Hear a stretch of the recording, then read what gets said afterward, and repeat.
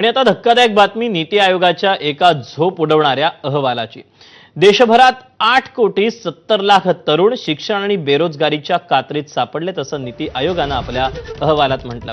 सध्याच्या बेरोजगारी आणि तरुणांच्या स्थितीवर प्रकाश टाकणारा हा महत्त्वाचा अहवाल आहे।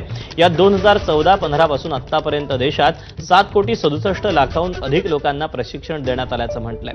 धक्कादायक म्हणजे 15 ते 29 वयोगटातील 11% तरुण ना शिक्षण घेतायत ना नोकरी करतायत, तर पदवीधरांपैकी केवळ 8.25% तरुणांनाच पात्रतेशी सुसंगत नोकरी मिळाली आहे असं नीती आयोगानं आपल्या अहवालात म्हटलं। महाराष्ट्राच्या महास्वयम आणि तामिळनाडूच्या नान मुद्वलन योजनेचं यामध्ये कौतुक करण्यात आलेलं आहे।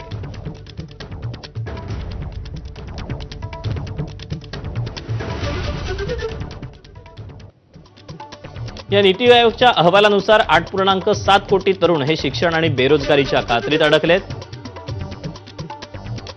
15 ते 29 वयोगटातील 11% तरुणांना ना शिक्षण आहे ना नोकरी।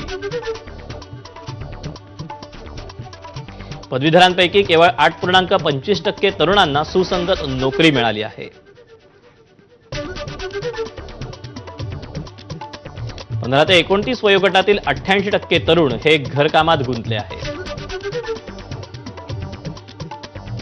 2014 नंतर 7.67 कोटीहून अधिक व्यक्तींना प्रशिक्षण देण्यात आलंय।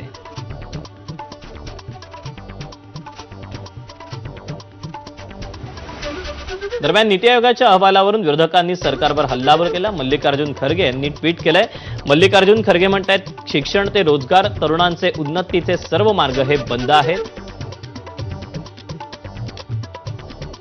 पदवी शिक्षणानंतर नोकऱ्या कुठे आहेत?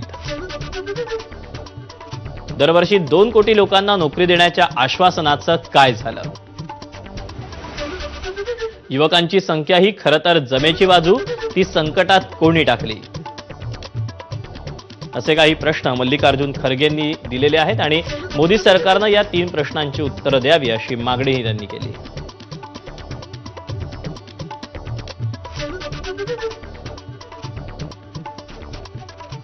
बातमी नाशिकमधून। आगामी कुंभमेळ्याच्या पार्श्वभूमीवर कुंभमेळा मंत्री गिरीश महाजन यांनी